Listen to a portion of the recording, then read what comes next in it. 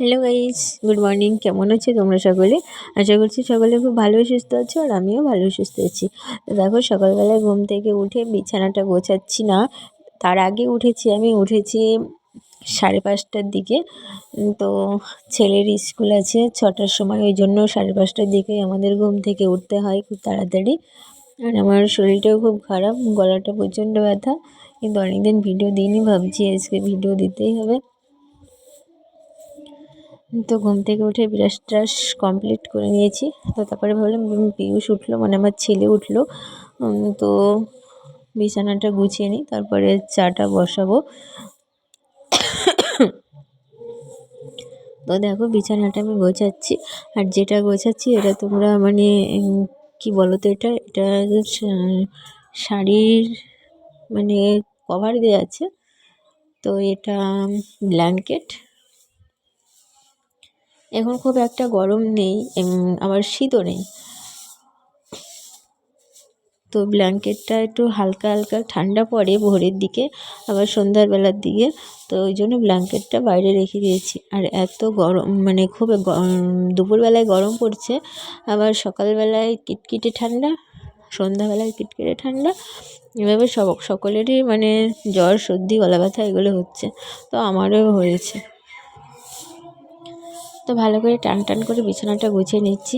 আর বিছানা না যদি একটু টান টান না হয় একদম ভালো লাগে না, ওই জন্য টান টান করে গুছিয়ে নিচ্ছি। আর পিয়ুষ আজকে স্কুলে যায়নি, কারণ একটু শরীর খারাপ করছিল বলছিল, ওই জন্য যায়নি।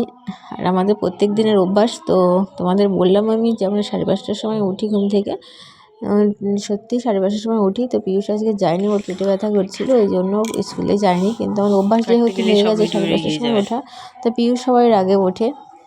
তারপরে দেখো, ওকে পাউরুটি জ্যাম দিয়ে ও একাই খেয়ে নিয়েছে। তো তারপর আমি জলটা গরম করে নিয়েছি, ওর জন্য একটু হরলিক্স গুলে দেবো, ওই জন্য।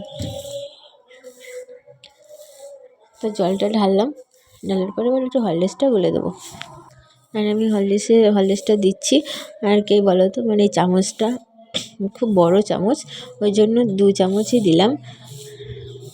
তো পিয়ুষ বলছে যে আমাকে দাও, তোমাকে করতে হবে না, তুমি তোমার কাজ করো, আমি ঠিক করে নিচ্ছি। তো দেখো, ওই যে না গুলে খেতে শুরু করে দিল। তারপরে বলছে, মা তোমার ভিডিও যারা দেখবে তারা কি বলবে জানো? বলছি কী বলবে? বলবে যে তোমার ছেলেকে কিছু খেতে পায়নি, ওইরকমভাবে খাচ্ছে, তাই বলছে। তারপরে দেখো, রুটি বানাবো আমি। আর সকালবেলাকার ভাত আছে, মানে সকালবেলা না, কালকেকার ভাত তরকারি সব আছে, সেগুলো সব খাওয়া দাওয়া করে এই যে ছাদে চলে আসলাম।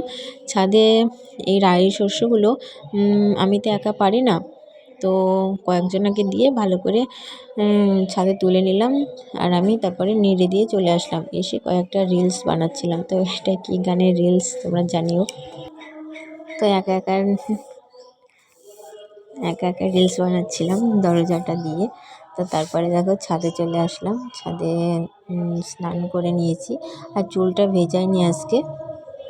তো এখানে নাইটিটা মেলে দিলাম, তারপরে দেখো ভালো করে মাথায় গামছাটা দিয়ে দিলাম। আবার তারপরে এখানটায় আছে কতগুলো শস্য, সেগুলোই ঝাড়ছি আর কি কুলো দিয়ে। আর আমার গলাটা এমনিতে ব্যথা, বললাম না, যে শস্যর এই ধুলোগুলো তো খুব খারাপ, জানো তো, মানে গলায় কি বলবো, গলা ব্যথা হয়। আর প্রথম দিন এটা করে আমার গলাটা ব্যথা হয়েছিল, সেই থেকে গলাটা ব্যথা কমছে না, অনেক গার্গল করছি, তারপরে চা খাচ্ছি, তা কমছে না। আর কিন্তু বাতাসও বইছিল, দেখো গাছের পাতাগুলো কি সুন্দর হাওয়া নড়ছিল, আর রোদের তেজটাও খুব ভালোই ছিল। মানে ভিডিওটা এডিট করছি এত কষ্ট করে, কি বলবো তোমাদের, মানে এতটা গলাটা আমার যে প্রচণ্ড ব্যথা, প্রচণ্ড ব্যথা, কী বলবো তোমাদের। আর আমাদের গ্রামে কি বলতো, প্রত্যেকটা বাড়ির বউকেই হয়তো এরকম কাজ করতে হয় আর কি, বাড়ির যে ফসলগুলো আসে সেগুলো তোলা, ঝাড়া। আর এদিকে দেখো, পায়রাগুলো খুঁটিয়ে দানা শস্যগুলো খাচ্ছে, তো তাড়াচ্ছি আবার আসছে, তাড়াচ্ছি আবার আসছে, তো খাক। কি বলছিলাম যেন, যে আমাদের প্রত্যেকটা গ্রাম বাংলার বউদের এরকম কিছু না কিছু করতে হয়, মানে যখন ধান আসে বাড়িতে তখন ধান ঝাড়া, তারপরে যখন পাট আসে পাট শুকানো, তারপরে যাবতীয় যে ফসল আসে, যেমন আমি করছি এগুলো রাই শস্য, আমাদের পাটও হয় তখনও মেলতে হয়, নিয়ে আসতে হয় এরকম। ধান আছে, ধান এরকম সবই করতে হয়। আগে যখন বিয়ে হয় আমার তখন এসব কিছুই পারতাম না, এখন আস্তে আস্তে সব শিখে গেছি। তো দেখো ঝাড়ছি আর কি বলো তো, এদিকে পাখি বসতে নাকি, তাই এদিকে ওদিকে দেখছি তাকিয়ে তাকিয়ে। আর পিয়ুষ গেছে আমাদের এখানটায় একটা বাড়িতে নামযজ্ঞ হচ্ছে, তোমাদের আগের ভিডিওতে বলেছিলাম, যার জন্য শাড়ি কিনেছিলাম নিমন্ত্রণ বাড়ি যার জন্য, সেখানে আর কি।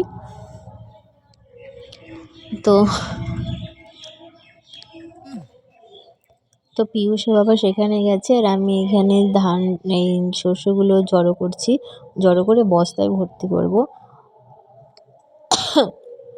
তো দেখো কিছুটা বস্তা ভর্তি করে একপাশে রেখে দিয়েছি, তারপরে কয়েকটা বস্তা মানে 4-5টা বস্তা নিয়ে এসেছি, সেগুলোতে ভর্তি করব। তো তোমরা দেখতে পাচ্ছ তুলছি আমি শস্যগুলো, তুলে তুলে বস্তায় ভরছি।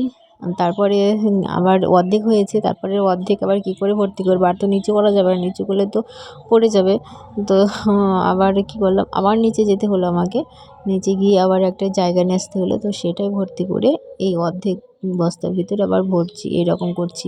আর এটা দেখো কী জিনিস, আমি এই বস্তাটার ভেতরে ঢোকাতে গিয়ে সব পড়ে গেল। আবার এইদিকে কুলো দিয়ে ভরছি, তবু হচ্ছে না, বেরিয়ে যাচ্ছে। তো লাস্টে আবার নিয়ে আসতে হলো। তো দেখো মা বাড়িতে চলে এসছে, ননদের ছেলে এসেছে, তো ওর জন্য ওই যে ডিম দিয়ে আলু ভাজা করছি, আর ভাতও রান্না হয়ে গেছে। আর গরম জল করলাম, আবার গার্গল করতে হবে আমাকে, আবার চাটা বানাবো ওর জন্য। তো কেমন হয়েছে ভিডিওটা অবশ্যই জানি।